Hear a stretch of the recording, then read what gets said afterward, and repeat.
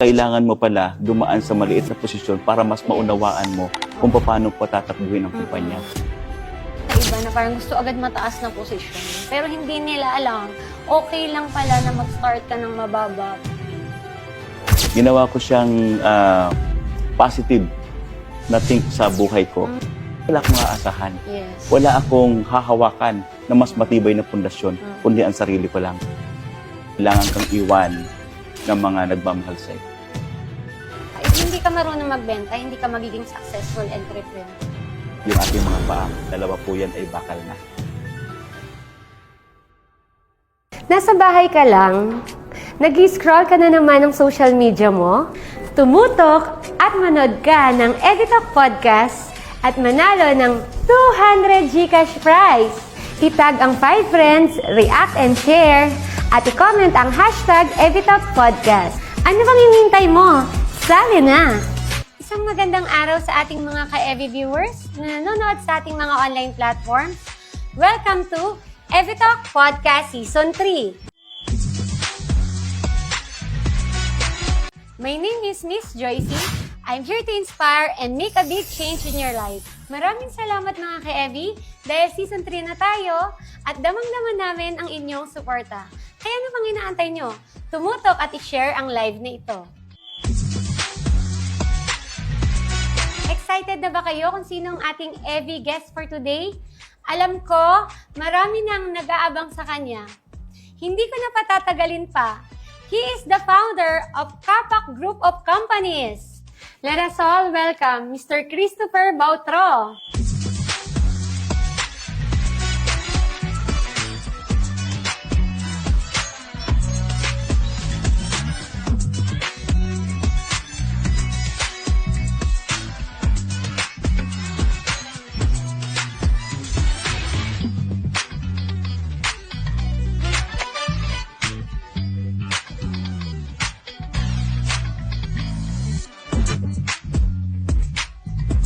Batiin mo naman, Sir Chris, ang ating mga ka-EV viewers na nanonood sa ating EVtalk Podcast. Magandang araw, Miss Joycey. Salamat sa pag-invite dito sa ating EVtalk. Binabati ko yung mga ka-EV viewers natin dyan, lalo na dyan sa opisina. Ang mga nanonood, i-share ninyo, i-like ninyo para ma-inspire kayo. Sa mga productions natin, sa opisina, yung mga nagtatrabaho at saka sa ating mga customers, clients po ng products natin, nawa po, kapulutan po rin ng inspiration yung aming kwento. Yes.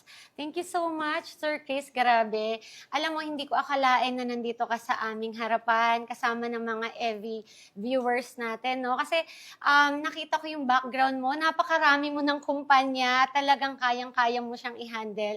And alam mo, nung nalaman ko ngayong story mo, gustong-gusto ko siyang i-share. Pero ngayon, syempre, gusto ko ikaw mag-share sa kanila, sa mga viewers natin. Kung sino nga ba si Sir Chris before maging founder ng Kapak Group of Companies?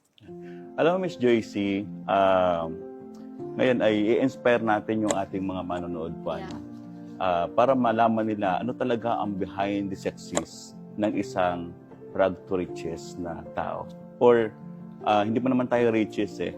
So ang kailangan, nandun pa lang tayo sa level na talagang nag-run out yung ating pinaghirapan. Si Kapak Group of Companies, combine yan ng iba-ibang klaseng industry na nandoon sa group of companies.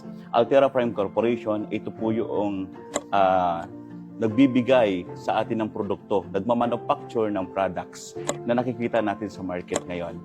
Ang Kapak Resource and Distribution Corporation, sila naman yung nag-handle ng distribution part ng ating mga product para makarating po sa iba-ibang klase na bazaars, na stores, para matikman natin yung ating mga products. At saka yung Kapak Business Solution naman, ito yung mag-handle naman ito ng mga administrative natin sa accounting, sa iba pang aspeto ng compliance department, sila yung nandoon.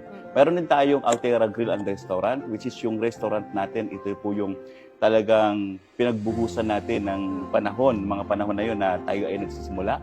At saka yung ating ipapang negosyo bago tayo dumating sa brand na Flavianos. Ito yung bread and yes. butter nyo before. Yes, Ma'am Joycey. Alam mo, Miss Joycey, ito po yung kwento behind the scene ng aking kumpanya. paano tayo nagsimula, paano naghubog yung ating kaalaman para ma-introduce yung ating products na nakikita nyo sa market ngayon. Ako po ay isang mangingisda at magsasaka. Pinanganak po sa isla, nagsumikap, naging broken family kasi tayo naman ay ipinanganak noong tayo ay walang-wala, no? So, siyempre, pag ang ating pamilya ay napilayan ng isa, yung wala na yung tatay namin, which is yung tatay namin, ito yung si Flaviano. Ang pangalan niya ay Flavianos kasi sa kanya ko dinededicate itong mga products na nasa market ngayon. Kaya nabuhay po si Flavianos dahil po dun sa dedikasyon ko naman na matuto. At sa pagkakataon na yon, dahil sa probinsya tayo, kailangan natin matuto maghanap buhay tayo. Kailangan natin magsumikap dahil kapag hindi, Miss Joycey, tayo din naman po ang bumumroblema kalaunan. Totoo lang, sa aming magkakapatid, ako lang po ang nakapagtapos ng pag-aaral. Ilan ba kayo magkakapatid? 4 lamang po. So mayroon akong kapatid sa tatay, mayroon din tayong kapatid sa nanay, which is 6 kami. No? So dahil nga po itong pangyayaring ito po yung nag-iinspirasyon sa akin na huwag nang tularan yung mga nakikita ko sa paligid ko. Kasi ang pinopostro ko talaga noon, edukasyon. Kailangan makapagtapos ako ng pag-aaral ko dahil ito ang aahon sa akin sa kahirapan. Hindi lang sa akin, sa pamilya ko, sa future family ko, at saka maipakita ko sa kanila na ang isang batang paslit na iniwan lang sa mga lula at saka lulo namin at mga tiyahin yung aming mga kasama na sa ngayon ay nandito na at mayroon ng tinatangkilik na ng masa yung produkto na nakikita natin sa market ngayon. Alam mo, Ms. Joycey, sa pagkakataong ito, ikukwento lang po natin ang konti. Kasi siyempre naman po tayo ay bago tayo dumating sa ganitong punto, edukasyon, kaalaman ay nanggagaling po yan sa experience natin. Ito yung experience na nakuha mo nung ikaw ay nag-aaral, ikaw ay nagtatrabaho. Ako po ay nagtatrabaho lang sa isang nagsimula tayo sa malaking company, no, na nakikita natin na mamayagbag po ngayon. Isa po akong dicer. Okay. Yung po yung first job mo. First job ko. So yung dicer, naging stockman, naging supervisor, naging head ng isang department, at naging isa na sa halugan ko na lahat ng departamento ng isang buong kumpanya, Ms. Joycey. Kaya doon ko nalaman, sa dami ng tinulungan ko, sa dami ng kaalaman ko, bakit hindi ako gumawa ng isang kumpanya na ako din mismo ang mag-manage? Yes. So, sa kaalaman na yon, ginamit ko ang aking experience, ginamit ko ang aking kaalaman, ginamit ko ang pera na aking nalikom at naipon para magtayo ng sarili kong kumpanya, Ms. Joycey. Ito po ngayon yung Kapak group of companies na aking itinayo na sinimulan ko sa distribution part. Ito yung bumibili ka ng isang produkto, ibibenta mo para may tubuin ka na kahit magkano lang. So, doon po tayo nagsimula. Ang tawag doon distribution part. Nakikipag-usap ako sa isang manufacturing na kukunin ko yung products nila sa ganitong halaga at ibibenta ko sa market na ganitong halaga na hindi overpriced. Na yung akma, yung may susupply ko sa mga kliyente na nangangailangan, sa mga kumpanya na nangangailangan, tulad ng ating mga janitorial services, yung mga sa food industries na nangangailangan ng mga sauces. Yan. Pero bago pa man yan, Miss Joycey, bumalik tayo kung paano nagsimula ang Flavianos. Yes. Ito po yung food industry na sinimulan natin, Miss Joycey, kung paano tayo naging isang nasa market na ngayon. Opo. So, ibig sabihin, sir, di ba anak ka ng mangingisda at magsasaka, ano yung values na parang dala-dala mo ngayon? Sa totoo lang, Miss Joycey, sa akin po ay yung marunong ka makisama. Kailangan mo mahalin mo yung nasa paligid mo. Dahil sila sa akin sila yung nagbibigay sa iyo ng inspiration, nagbibigay sa iyo ng maraming pagkukunan ng kaalaman. So, sa akin ay napakahalaga na ang kapwa-tao mo ang bibigyan mo ng importansya kasabay ng pagbigay natin ng importansya sa ating pamilya. Panginoon Diyos lang ang ating laging sandigan, Miss Joycey. Yes. So, hindi nawawala yun. Araw-araw kailangan natin maglingkod sa Diyos. Kasi bawat araw po na aking ginagalaw sa mundong ito ay hindi po dapat ako humuwalay sa paglilingkod sa Diyos. Kasi yan po yung bibigay sa atin ng magandang gabay, magandang posisyon kung saan man tayo pupunta at paroroon. And sir, napakinggan ko nga, no? So, kasama mo lagi si God. And bukod doon, nakita ko kanina na parang nag-start ka sa mababang posisyon.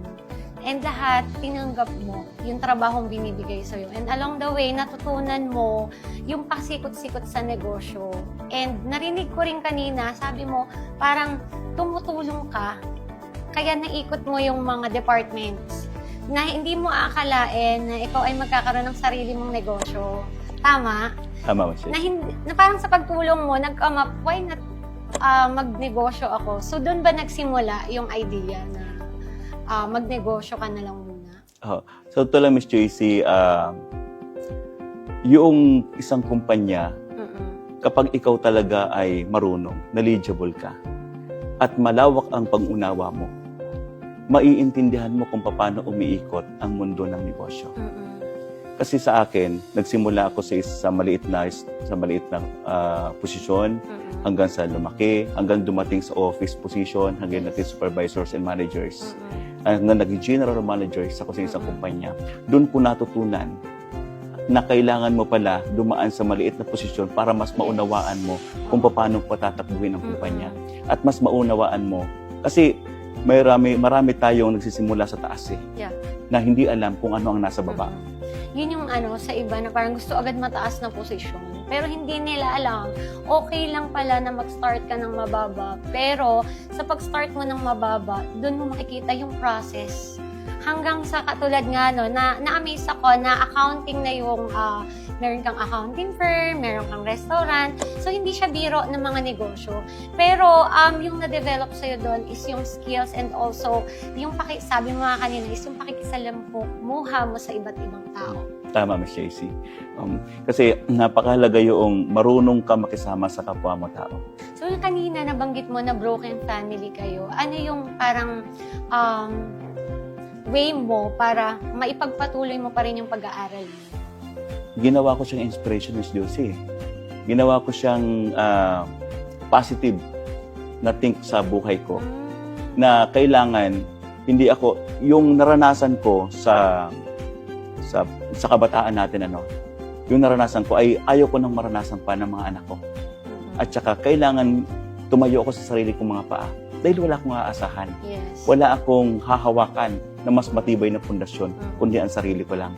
Edukasyon lamang po, Ms. Joyce. Yun ang matibay na pundasyon kung paano ka tatayo sa sarili mong mga paa. And ano yung pinakamatinding sakripisyo mo, Sir Chris, na parang nakatapos mo yung pag-aaral kasi ngayon nasabi mo na edukasyon ang makakatulong sa iyo para mabago yung buhay mo. So, syempre hindi naman kayo galing sa mayaman na pamilya, broken family pa. Ano yung matinding sakripisyo ang ginawa mo para maitaguyod mo yung pag-aaral mo? Dito pumapasok yung aking pagkamalikhain, Ms. Joyce. Ito yung panahon na kailangan kang iwan ng mga nagmamahal sa'yo. Ito yung panahon na kailangan kang iwan ng mga magulang mo na hayaan kang mag-isa at mabuhay kang mag-isa. Ang aking paninindigan lamang at ang aking ginawang inspirasyon sa buhay ko na kahit iwanan man ako, kaya kong sumayo sa aking mga paa. Ito yung kailangan mong dumiskarte sa maayos na paraan. Kailangan, kasi Ms. Joyce, noong iniwang kami ng kabataan pa, mga grade 3 lang po ata ako noon. Iniwan ako ng magulang ko, doon po natutunan lahat. Ng 2 taon, hindi po kami sinipot sa probinsya. Ako at saka yung kapatid ko lang ang kailangan kong ang kaagapay ko. Na iaapihin ka ng ibang tao, pagsasabihan ka ng hindi maganda, yung parang ang tingin sa'yo, apakababa. So ang ginawa ko, Ms. JC, pumunta ako sa mga tao na nagbibigay sa akin ng tulong, ng suporta sa bundok. Kasi sila yung mapagmahal. Sa bundok, pumunta ako doon, humingi ako at nagtitinda ako ng popsicle, nagtitinda ako ng mga kakanin. Hindi ako nagtitinda sa bayan. Nagtitinda ako sa bundok para pag uwi ko, meron akong dalang palay, gulay, para may makain kami ng aking kapatid. So, mas okay sa'yo na magbenta doon kaysa sa City. Opo, kasi ito yun eh. Ang kailangan ko lang, kaya ako nagbibenta dahil sa hindi na yun sa pera. Oo. Although kailangan natin yan, pero kailangan ko na may makain. Ito yung kapag binigyan ka ng pera, ang mabibili mo lang ay maliit. Pero pag pumunta ka sa bundok, nagdala ka ng isang kakanin, ipapalit nila ng 1 kilong palay, isang bigas, at saka mga gulay, mayroon kaming kakainin ng kapatid ko. Pero sir, naikot mo yung mga department sa isang company, paano ka nagsimula sa business? Kasi hindi porke alam mo na yung mga department, makapag-start ka na. Paano yung ginawa mong action that time? Alam, Miss Joycey, bago tayo nagsimula sa ganitong sitwasyon, no? Kasi siyempre sa pagtatrabaho natin, marami tayong matututunan. Kung marunong ka lang talagang alamin, malawak ang pangunawa mo, malawak ang iyong abilidad kung paano ka gumawa ng isang bagay na ikauunlad at ikabubuti natin sa ating buhay. Sa totoo lang, ang ating pagsabak sa negosyo ay hindi madali ito. Maraming mga pagsubok ang dadaanan mo. Hindi ito basta na pag tinayo mo, okay na. Okay na. Oh, so marami. So maraming pagsubok din sa buhay ko, sa negosyo ko, sa pamilya ko, ang dumating sa aming buhay. Nandun po yung kailangan natin, ako po, Ms. Joycey, pag titingin mo sa akin, napaka-normal. Yung aking pangatawan, maayos. Pero tandaan niyo po, yung aking mga paa, 2 po yan ay bakal na.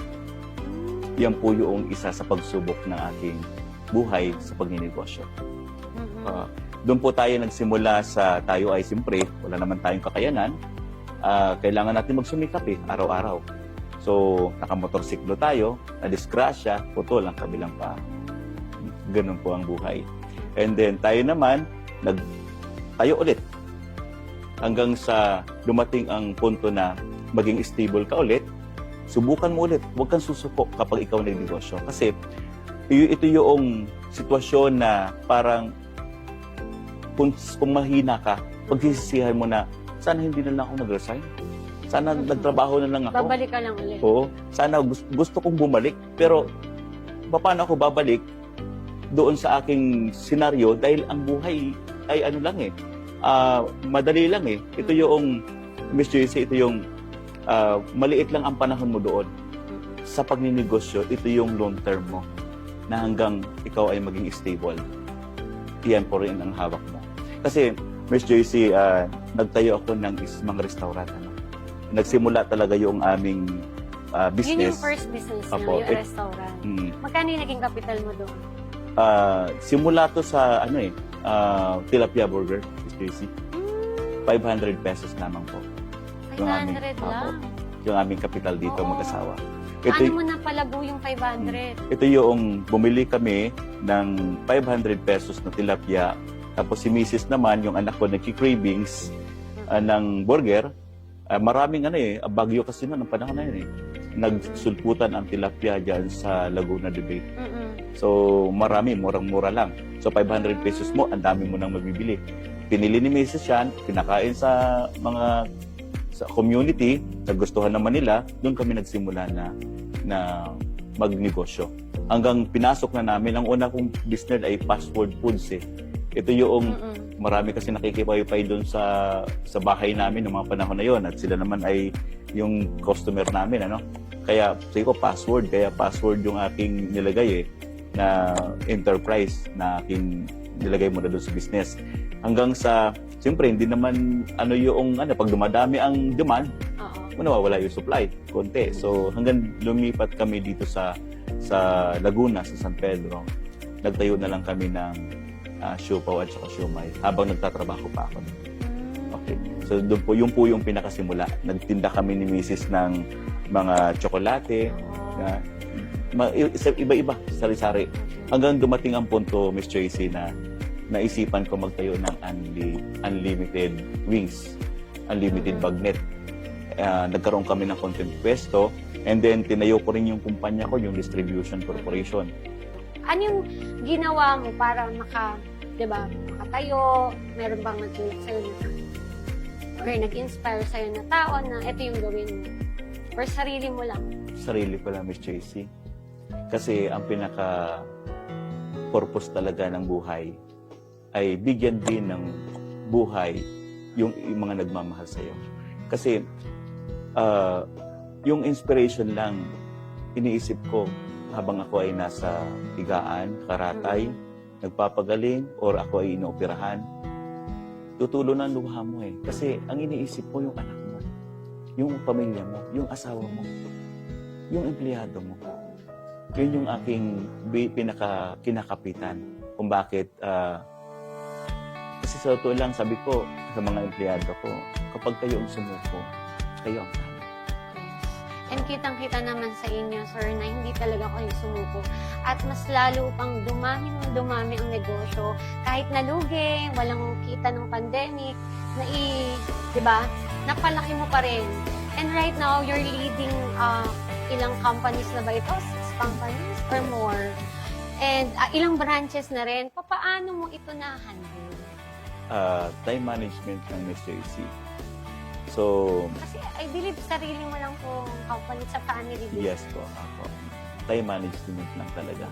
So, kailangan talaga natin na i-manage yung oras natin sa buhay, sa pangarap, sa kumpanya, sa empleyado, at sa pamilya. Especially po, number 1 po dapat yung management natin sa Diyos.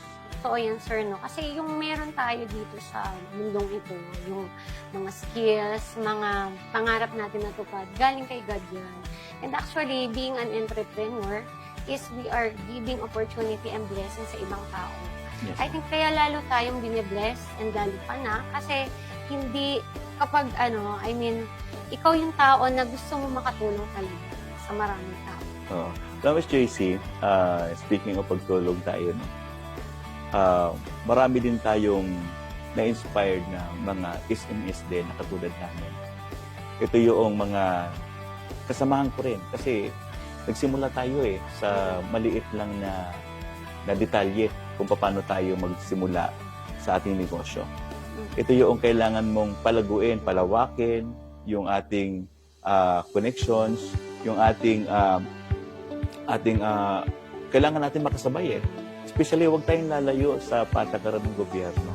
Kasi sila po dapat nilalapitan natin Hindi po pwede na sarili mo lang, ito lang yan. Hindi po. Kasi yung mga permits niyan, yung process niyan.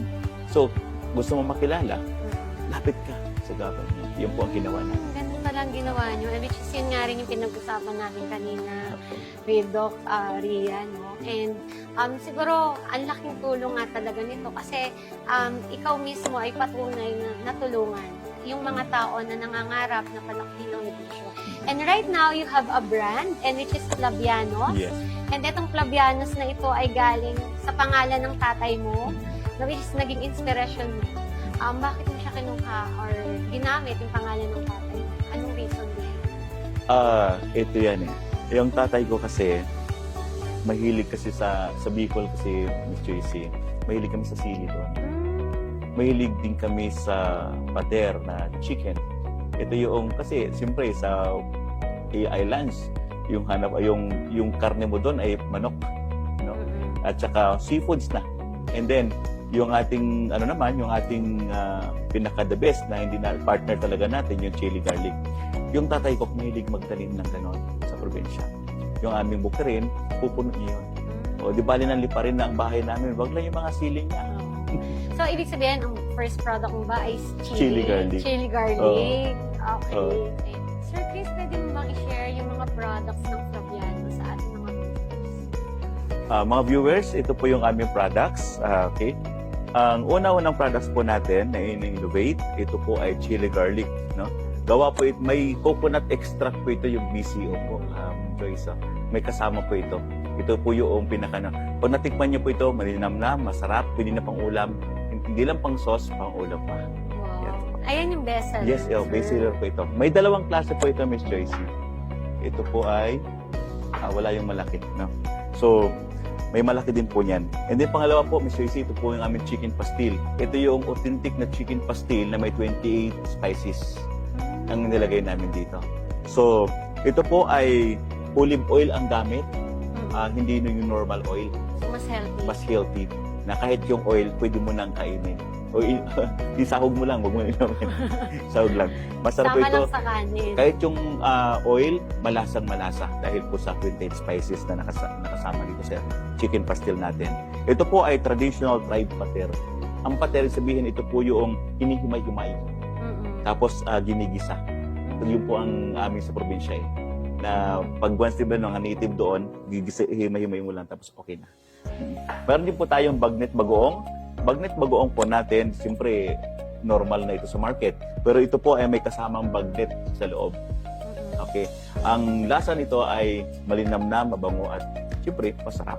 So, hindi siya ordinary na bagoong Yes. na ano lang, hindi mo mararamdaman yung karne. May karne siya Yes, sa loob. may karne sa loob. Mayroon siyang bagnet sa loob. Siyempre, yung ating juice natin, honey mansi juice, no sugar po ito. So, healthy siya. Healthy siya. Pure honey and calamansi lang ang nandito.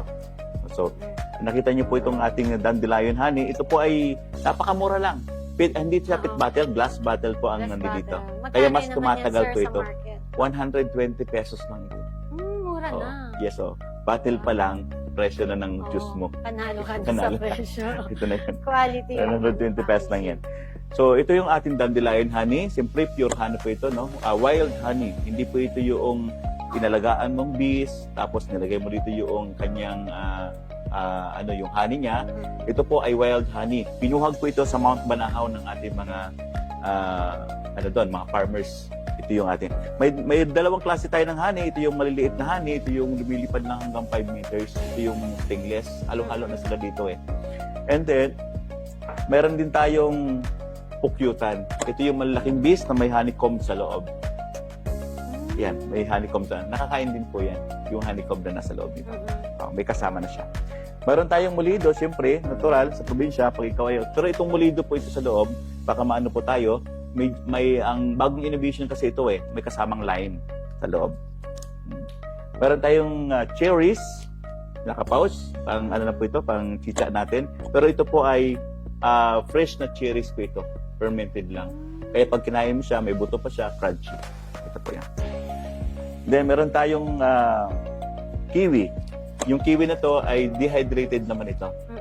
So alam mo naman natin, may dates pa tayo pero wala tayong available ngayon kasi naubusan tayo ng stocks. Deliver tayo sa isang market malaki. And then ito po yung aming new innovation. Pinagmamalaki pa natin ito. Proud na proud Filipino made. Ito po yung santol. Santol po, ito yung in-strip na santol, yung balat mismo ng santol, hindi yung, kasi minsan, ano ba yung santol mo? Yung sinuntulan ba yan? Oo. Hindi po, hindi po ito ginagataan. Oh. Ito po yung pwede pang chicha, na naka-strip siya na ganyang kahaba, yung balat mismo ng santol, yung kinakayos namin, tapos pinerment natin, and then dehydrate natin, nilagyan natin ng stevia sugar, yung nandito. So, masarap po ito. Ito po yung pang regalo po talaga sa mga nag-abroad. Ito po yung kanilang binibili. Yan po. Yung mga products mo, sir, ikaw talaga nag-invent. Yes po. Wow. Iba't iba yung ingredients niyan, di ba? Pero, yan, meron ka rin mga naging challenge. Yun nga yung kwento mo kanina, na nasisira. Yes, Tama opo. ba? Parang, ano yung experience mo doon? Parang, ano yung feeling mo? Marami, Miss Joyce. Kasi pagkain yan, napakahigpit ng ating good manufacturing practice, Miss Joyce. Sa pag-once na lumabas sa market ang hindi masarap, hindi magandang products na may tatak na Flavianos, ay hindi na po dapat, parang kailangan natin i-prevent yan. Kasi kailangan manatili yung good manufacturing practice. Pangalawa, kailangan malinis yung ating production area. Yung factory natin, yung pinagagawa natin. Para mas wala pong nakakapasok na mikrobyo kasi yung puyo ang nagpapababa ng lifespan ng ating produkto. Etong mga products na to ay GMP na lahat. Yes, ako. May mga tatak pong GMP yan sa loob. Eto, nung na-establish mo siya, nung na-develop mo itong mga products na to, ano yung feeling mo na nakapagbibigay ka ng hanap buhay at the same time, meron kang mga bagong products. Actually, 25 to, di ba? 25 SKUs. Ubus lang yung iba. May mga banana chips po tayo, may kasama chips and kamote chips po. Yun yung mga bestseller actually. Yes, Yun yung mga madaling kainin. Opo. Yung kilala sa market. nung na-develop mo yan, sir, sobrang ano, pakiramdam mo na kahit na nagkaroon ka ng disabilities, pero itong product na to is nakaka-prove. Alam mo, JC, ano po, no? Pag ako nasa opisina, pag galing ako sa labas, may mga bazaars kami. At saka pag nakikita ko yung products ko sa isang bazaar, tapos nakikita ko yung puti ko na Flavianos, ang product din. Lahat ng mga gawa ko, tapos may mga tao sabi, ang Lumalapit. sarap ng products mo. Ang gaganda ng packaging mo. Ang gaganda ng colorful, magkasarap sa mata, masarap, at walang kabigil sa Oo. products mo. Tsaka maganda talaga yung packaging kasi nung nakita ko siya sa Ayala mo, talagang lalo yung booth niyo, sobrang nakaka-amaze. Na kahit gawang Pinoy siya, di ba? Sobrang ganda ng packaging and then yung quality ng products andoon. Kasi Ms. JC, ang pinaka-purpose talaga natin, i-innovate yung products na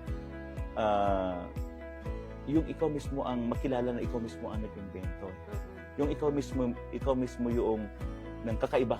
Kasi marami namang products na katulad eh. Kasi maraming bagoong, maraming chili garlic, maraming pastil na nagkala. Ano ba ang meron ka dun sa iba? Kasi kailangan po natin tandaan, kapag tayo ay nag-innovate ng products, ay iba-iba pong recipe po yan. Kailangan yung recipe mo, yun po yung pinagmamalaki mo, na yun po ay gawa mo. Yan po. Sir, ano yung sikreto na nung nagne-negosyo ka, paano mo napalago ito? Sa totoo lang, Ms. JC, wala po tayong puhunan eh. Ano yung pinakasikreto mo? Ang sikreto ko lang dito, pagkasya-kasyahin lang kung yung anong pera nasa bulsa eh. So parang paikot lang ng Yes po, paikot. Yun paikot. ang naging sekreto mo. Kasi yung Opo. iba, sabihin na natin walang puhunan, ginagastos pa nila. Opo. Pero ang ginawa mo is paikot lang ng paikot. Yes. Paikot. Oo. Sabi nga ni Mrs. sa akin, dahil mo namang ginagastos, puro ka gastos. Ang daming Sabi ko, kapag hindi ko ginawa yan, kasi sa akin, ang projection ko hindi yung current, hindi yung nandyan na sa harapan mo. Ang projection ko, yung future ng products ko. Kasi, for example, gagastos ka ngayon, hindi mo alam na yung ginastusan mo ngayon, kung good ba yan o reject. Kasi, pag reject yan, hindi ka pwedeng umiyak lang na sayang yung puhunan ko. Yeah. Hindi po, nakasama na sa pagninegosyo yung risks na sasabi. Yung kailangan mong mamuhunan at hindi mo alam kung ikaw ay babalikan ng puhunan mo or hindi. Kasi kailangan mong tanggapin sa sarili mo yan dahil ikaw po ay nandiyan sa industriya ng pagninegosyo. Yes. Apo. And also, sir, narinig ko yung ngayon lugi. Along the way naman ng pagnenegosyo mo, mas nagiging wise ka na. Yes diba? po. Kasi parang ayaw mo na rin naman maranasan yung lugi. Opo. Kahit na andun na yung risk, parang, okay, hindi ko na to ulitin. So, ano naman yung feeling na nakaka-receive ng mga awards? Itong si Flavianos, na talagang sumisikat na siya sa market. Ano yung feeling? Ayan. Nakakatawa nga po, Kasi, ngayong Setyembre, ang natanggap naming awards ngayon ay nasa 7 na. Grabe, ang dami. Ngayong buwan lang po ito. So talagang sabi ko, sunod-sunod po Yung sa una ay sa DOST, ito yung kasama kami sa programa po nila sa buong Calabarzon po, Ms. Joyce, po. Tinanghal kami doon na top seller doon sa aming sa programa. And then tinanghal din kami doon ng People's Choice Award doon sa programa din na yun. Yun. And then, mga ilang araw lang po, mga 3 days ago, kami naman po ay naimbitahan sa Mabuhay PH. Ito po yung nagbigay sa amin ng award ng Influencer of the Year Food Products, si Flavianos po mismo. So, then, mga ilang araw naman, September, 2 award. Yung inawardan din po ako bilang isa sa Luminar Award ay ginawaran yung ating products, and then ginawaran din po ako as a entrepreneur na achiever of the year. Grabe yung mga Opo. awards. Talagang isang buwan, 7 agad. Opo. And which is, dun lang parang ito yung reward ng all of the hard work. Kasi, yun nga, yung mga failures mo sa pagtitimpla, di ba? Yung mga lugi mo, there is a breakthrough naman, di ba? Kasi hindi naman lahat. Kumbaga sa iba, sumuko na. Pero ikaw, andyan ka pa rin. Tinuloy mo talaga yung vision mo para sa negosyo mo na to, at the same time, para sa mga pamilya mo Opo. and sa mga tao na sumusuporta sa iyo, pati mga empleyado. Sir, ano yung advice na maipapayo mo sa mga kabataang hindi rin naman, kumbaga nasa rugs, mahirap talaga. Ano yung ma-advise mo sa kanila na na-experience mo tong success, di ba? Sa akin, Miss Joycey, napaka-importante po nito. Kasi sa ngayon, may mga tinutulungan po tayo na mga empleyado din natin. Ano po, na dating empleyado natin na nakitaan ko naman ng potensyal. Ito po ay yung ambassador ko. No? Sa ngayon, may ambassador kasi tayo. Ito po ay, siya ay dating empleyado, tapos nag-aral, then kinuha ko ulit siya. Kasi, ang gusto niya kasi mag-sales eh. Oo. So, sa akin lang po, tulad po sa akin sa anak ko, no? Kahit siya po ay nasa kabataan pa, next stage, kailangan na po natin matuto. Alamin natin ang buhay, kung ano ang sitwasyon natin ngayon. Sa lahat po ng ating, kasi ang kabataan sa ngayon, nakatutok sa social media. Yes. Parang wala silang pakialam sa buhay mo, ito yung aking buhay, social media. Social media. Yun. So maraming social media, marami sa internet, pero tandaan po natin sa mga magulang ng ating mga kabataan. Payo ko lang po, no? Tayo ang humubog sa kanila na dalhin sila, italiwas sila. Kung ang future nila ay kailangan makapagtapos ng pag-aaral, later on, magtatrabaho at magninegosyo sila, kailangan nila i-prevent yung social media, natutok talaga sila ng tutok doon. Thank you, Sir Chris, for sharing with us your inspirational story na talaga namang kapupulutan ng aral at pag-asa ng bawat isa. At before katuluyan na magpaalam, baka may gusto ka pang batiin at i-promote. Sa aking mga taga-opisina, salamat sa suporta. Nawa po ay inyong i-share itong ating programa para naman po ay kapulutan ng iba ng aral para naman po sa kanilang pagninegosyo. Ngayon po ay pinopromote ko lang po yung ating mga social media, yung ating Flavianos sa Facebook page, yung ating sa website, type nyo lang po www.flavianosph.com. Pwede na po kayo doon magbumili, no? Meron tayong Lazada at saka TikTok doon kung gusto niyo pong i-avail yung products natin. Meron po tayong live sa TikTok na pwede ninyong puntahan yung ating yung Flavianos. Mamimigay po kami doon ng mga palibre. And then yung ating Instagram po, yung Flavianos, follow nyo rin po yun. Yan din po yung aking mga ibang mga pages sa social media ng aking company, yung Kapak Resource and Distribution Corporation, yung Kapak Accounting, yung Altera Grill and Restaurant. So, follow nyo lang po yan. Ayan. So, thank you so much, Sir Chris, for sharing with us your inspirational story. Grabe talaga yung napulot naming aral sa story mo, no? Sa nanalo sa aming Gcash, abangan nyo na lamang sa aming EviTalk podcast page. I hope may natutunan kayo at na-inspired kayo, lalo na sa pag-abot ng inyong mga pangarap. Again, my name is Miss Joycey. See you on our next EviTalk podcast Season 3.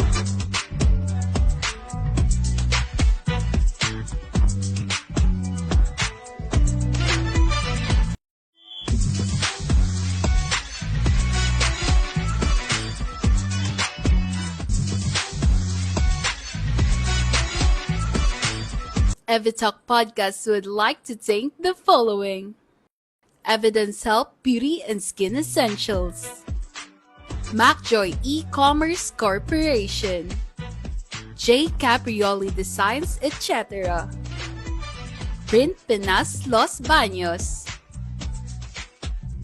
Mogs Photo and Films, Speedway Business Solutions Corp., We Trade Innovation Solutions, Hello Eve, Germite Packaging Supplies Trading Incorporated, The Wise Owl Studios, Hisopos Global,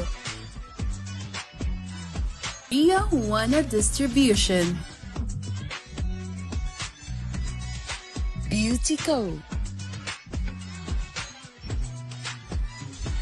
Miss Seed Beauty Lounge. Skin Amazing. Queen Boss Society. King Boss Club. Gig Sportswear.